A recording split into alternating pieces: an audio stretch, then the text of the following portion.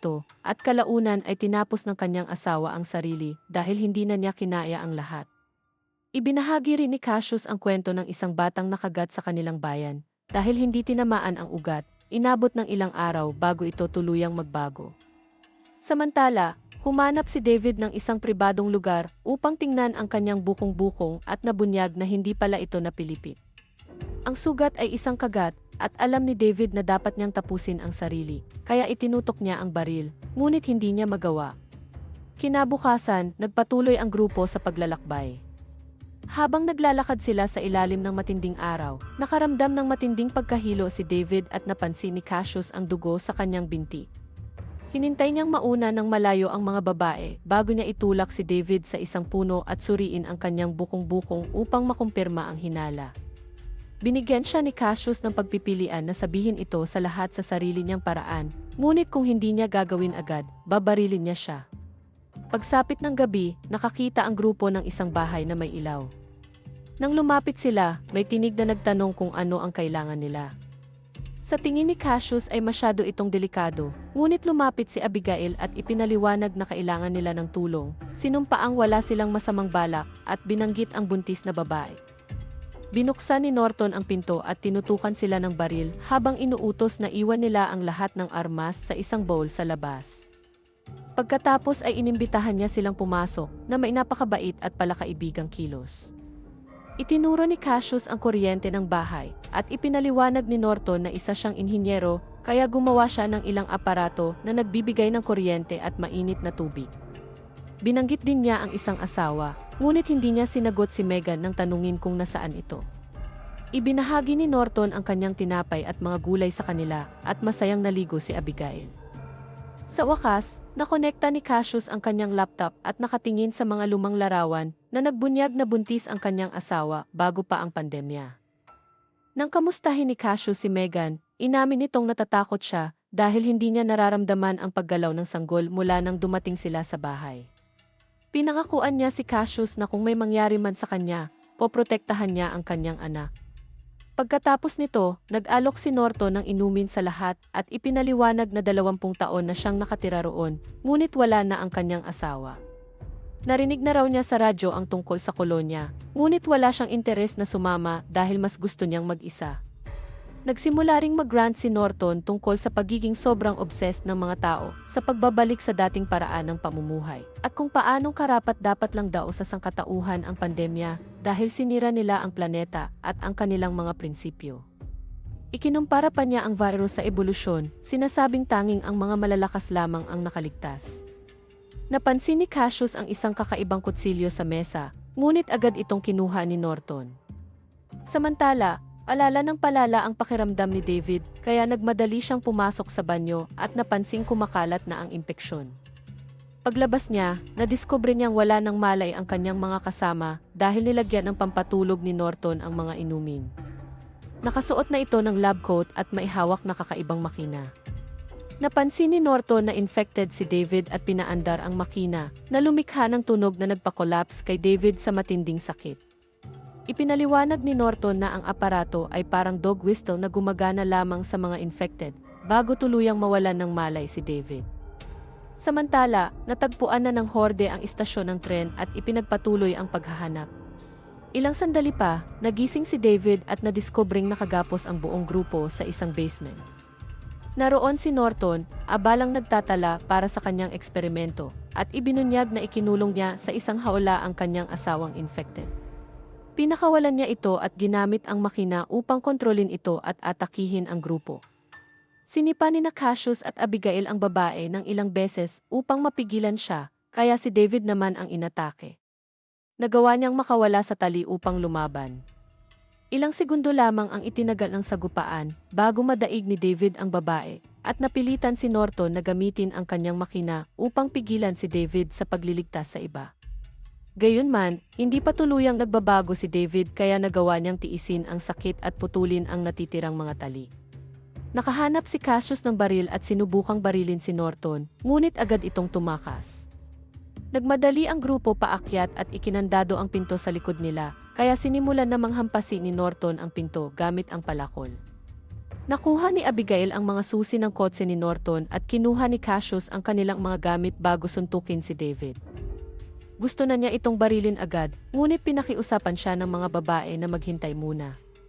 Habang papunta sila sa sasakyan, napagtanto ni Megan na pumutok na ang kanyang panubigan. Lumabas si Norton at pinanood ang pag-alis ng grupo habang umuungol sa kanya ang kanyang asawa. Pagdating ng sasakyan sa kagubatan, sa wakas ay natunton sila ng horde at hinabol. Nakita ng grupo ang mga ilaw sa malayo, senyales na natagpuan na nila ang kolonya.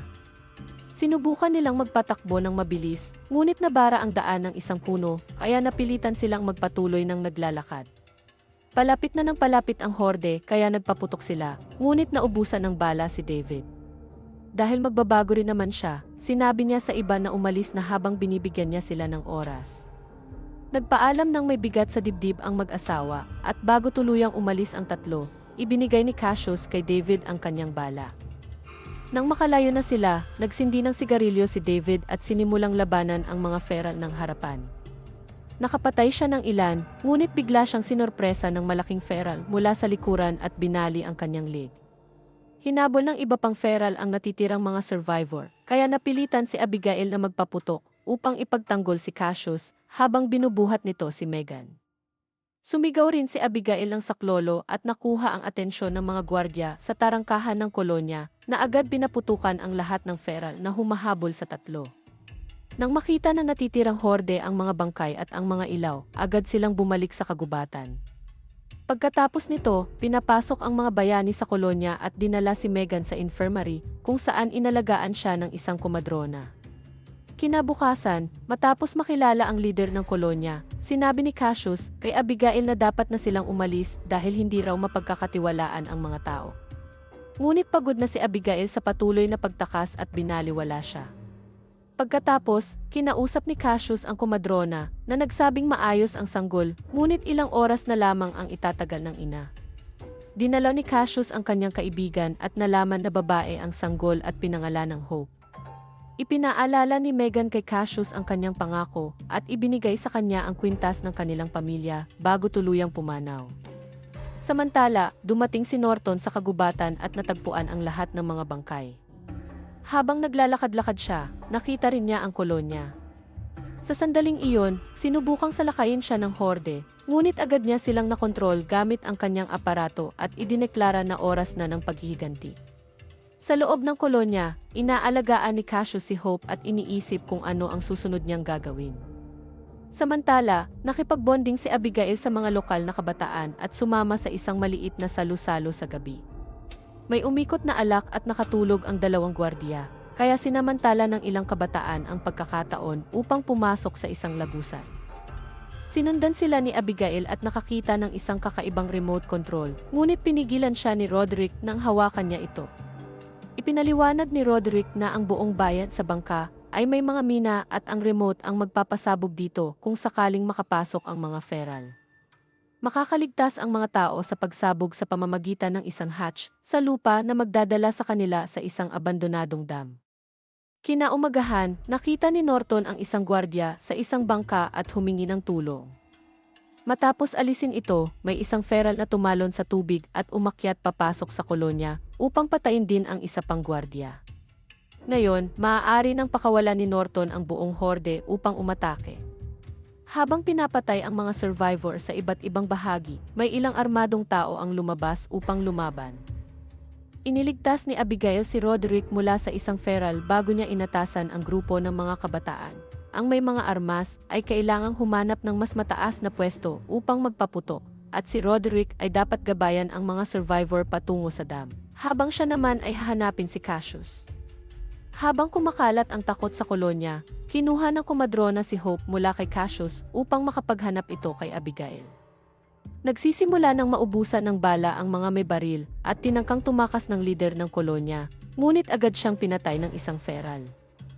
Binabaril ni Abigail ang isang feral na muntik nang pumatay sa dalawang batang babae, habang sinasaksak naman ni Cassius ang isang nilalang upang iligtas ang dalawang kabataan. Sa wakas, muling nagkita sina Abigail at Cassius at sabay na lumaban sa mga feral gamit ang kombinasyon ng mga baril at pakikipaglaban ng harapan. Nang makakita sila ng pagkakataon, sinubukan nilang sumama sa paglikas, ngunit na-distract si Cassius nang makita niya si Norton at agad siyang pinatumba ng isang feral.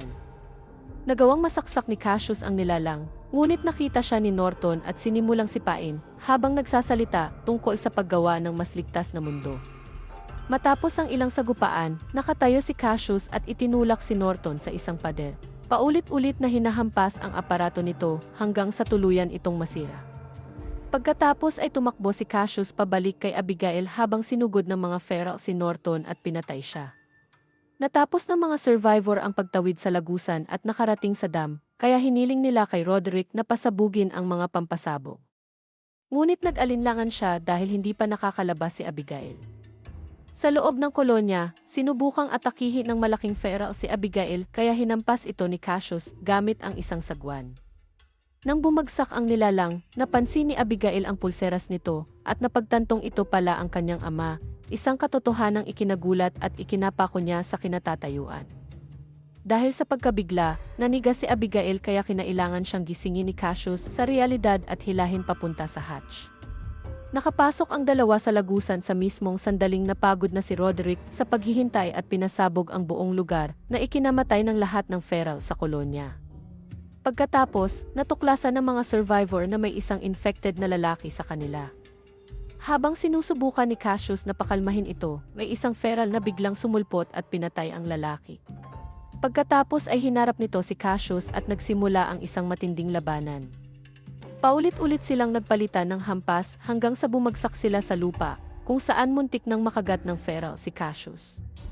Sa pagkakataong ito, naging mapagpasensya si Abigail at naghintay ng tamang sandali bago bumaril, napatay ang nilalang nang hindi nasasaktan ang kanyang kaibigan. Pinagmasdan ng mga survivor ang pagkasunog ng kolonya at pinag-isipan kung ano ang susunod na gagawin. Sinabi ni Abigail na maaari silang magtayo ng bagong tahanan sa dam, at ibinunyag ni Cassius na ninakaw niya ang kwaderno ni Norton na may mga tagubilin kung paano gumawa ng generator. Huwag kalimutang mag-subscribe at i-on ang notifications para makapanood pa ng mas marami pang ganitong video. Salamat sa panonood!